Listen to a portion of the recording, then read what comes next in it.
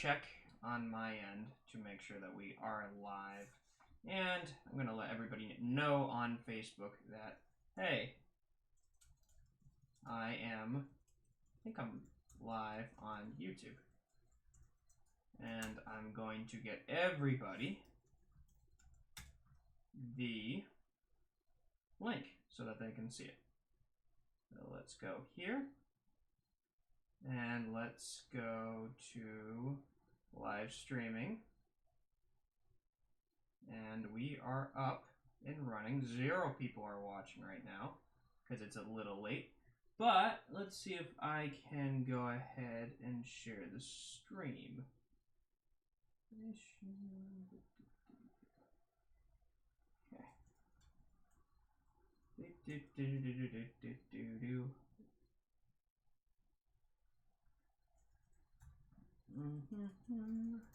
Alright, we'll get this up and running.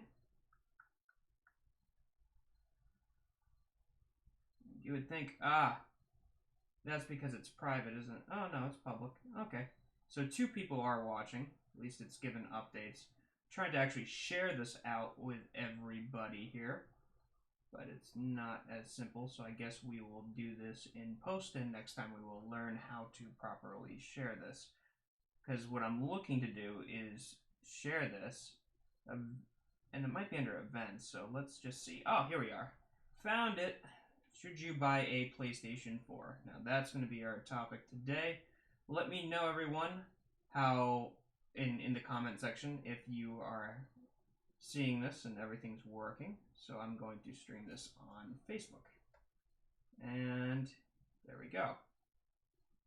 And I'm going to do it as well on my SysNerd page. So that way we can take care of the business right there. There we go. Should you buy a PlayStation 4 Pro? And yeah. Alrighty. So we are live. So here's the deal. I'd like to show you guys a picture of the PlayStation 4. So that is the, hopefully, coming out of here, that is the PlayStation 4. And it's gotten a little bit of flack. Why has it gotten a little bit of flack? We'll get into it. But let's just talk about what it actually features first, which I actually really, really excited about in terms of content creation, because this thing actually is really much a beast. So what's really cool about this is going to be releasing on November 10th of this year, and it plays games at 1080p and 4K. But now this is really any PlayStation 4 enabled Pro. It allows you to basically have 1080p at 60 frames per second, which is awesome, using HDMI 2 on 4K, and it also supports 4K, native 4K at 30 frames per second, and basically upscaled 4K at 30 frames per second. It features AMD's latest Polaris architecture, and basically is a beast. It can play games, and things actually look really, really good on them. It supports HDR, although it doesn't support Dolby HDR, so yeah, whatever. It basically, I don't have an HDR television, so I don't really care, and I don't plan on upgrading. I've heard good things about it, but basically, just so you know, HDR is basically something that allows you to have a much darker black levels and a wider color gamut. And it can adjust based on the scene, so you have a really, really good way of being able to see the color spectrum of everything. So blacks become blacker, darks become darker, whites become whiter. Anyways, it looks good. I'm not too much interested in that, but I will share what I am interested in. It's got a 1 terabyte hard drive with faster Wi-Fi, which is really nice. 802.11ac compatible, and it has a USB 3.1 jack, which is really, really kind of important, I think, because in terms of streaming and everything else, and the PlayStation VR will handle this a lot better, which is really important to note, because the PlayStation VR, and I'll make sure nobody's commenting on this, is basically it basically has to be at the maximum frame rate possible. And if it's not at the maximum frame rate as possible, then you're going to get sick. So I would prefer to have a PlayStation 4 Pro because it can handle the hardware of the PlayStation VR, which is a pretty big deal. PlayStation 4 specifics also has, it basically has a 4K screen, like I said. It can be at 30 frames per second, and this device is worth buying. I really do think it's worth buying, but the reason for me why it's worth buying is because the share button now has 1080p at 60 frames per second on YouTube, which is fantastic. And I am looking forward to this change because I like to stream stuff to YouTube, and now it's going to be streaming at 60 frames per second, which makes a big difference. And what's really cool is if you do like the PlayStation Now streaming, you'll get 1080p, which is really, really nice. So if you basically are going to a new console, you can actually get copy all your data with an Ethernet cable or manually download everything from the cloud from PlayStation's view. So I'm double checking, no comments right now, but what do you guys think? Do you think it's worth it? Let's also talk about why people are upset, which I honestly I don't really get. So you can stream 4K content, you can stream the videos in 4K if you wish. YouTube and Netflix are the ones that they listed as ones that are basically that are supported right now. The PlayStation Store will not be seeing that yet as of launch, and it will not have a 4K Blu-ray player, which quite frankly, I don't know what to think of this. At first, my first initial impression, well, the Xbox One has it, the new Xbox One. But to be honest with you guys, I don't really see the need for discs anymore. But I mean, we're still at that point where we're using discs. So a 4K, honestly, a 4K Blu-ray is something I just don't care. I personally don't care about it because there's going to be more content available to stream in 4K anyways. So what we should be focusing on is not getting new 4K discs. We should be focusing on faster internet speeds, and that's basically something our whole entire country needs to focus on because other countries are kicking our butt in that. So that would be that. I mean, streaming just makes sense. I'm doing it right now. It's forcing me to upload content to YouTube. So should you buy it? Absolutely. I think anybody who's a pro who is looking to buy it, you should definitely get it. Should you buy it if you already have a PlayStation 4?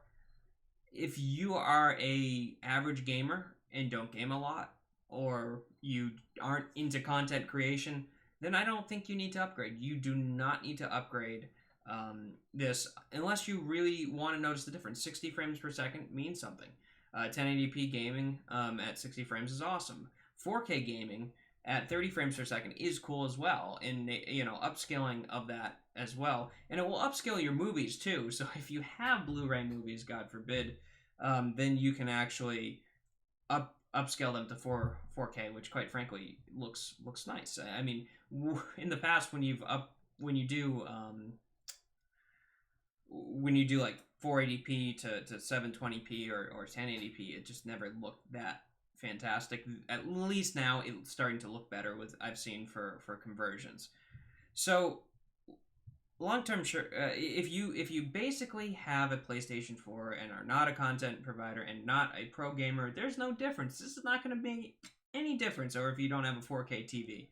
So if you want the 4K features and you want the 4K experience and better streaming quality and faster games, but for then you should get it. But for the average consumer, don't bother. If you don't care about 4K content, then stick with what you have. And if you're interested in getting a PlayStation 4 and just an average person, not looking for the 4K stream, but looking for 1080p, do not, unless you want to save money, which you might want to, buy the original PlayStation 4. Buy the Slim because it's a lot quieter, it's a lot lighter, and I think it will appeal more to the mass public. So I don't have an issue with what Sony did in terms of not including a 4K Blu-ray disc on it. I just don't, because quite frankly, I just don't care.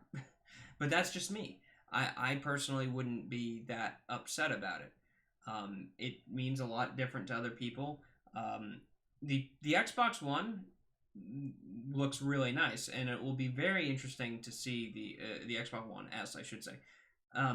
It'll be very interesting to see their newer console and see if that tackles the PlayStation 4 Pro, which it may end up doing. But this is really funny to me because what this is doing, in my mindset, is this is basically it's a computer. It's an x86 processor in the thing. It's literally a machine that's built like the gaming PCs. So everything's being upgraded in a sense because that's how x86 works. I upgrade the graphics card. And in this case, they upgraded the graphics card and made a smaller motherboard, but it's the same thing. And that's the beauty of x86, and that's the beauty of PCs, is the fact that you can upgrade the components in them, and you can still keep the older games, and that's the whole thing. So these PlayStation 4, you'll know if a game is going to be better because it will just basically say it's PlayStation 4 Pro enabled, and there are already a list of games that are up on there, Kingdom Hearts 2.8 being one of them, and it would be nice sometime to get a stream working on Kingdom Hearts 2.8. I'm having very much struggles with Kingdom Hearts 1 running in an emulator, but that's my own issue. So anyways, guys, if you like this video, give it a thumbs up. If you disliked it, give it a thumbs down. Leave a comment below for more information, and stay tuned because I have a Chromecast giveaway winner because no one else has decided to put a comment in the link below. So stay tuned for that. I'll be announcing the winner who has already been selected, so the giveaway is now officially over. All right. Thank you guys very much for watching this video. I will see you guys later.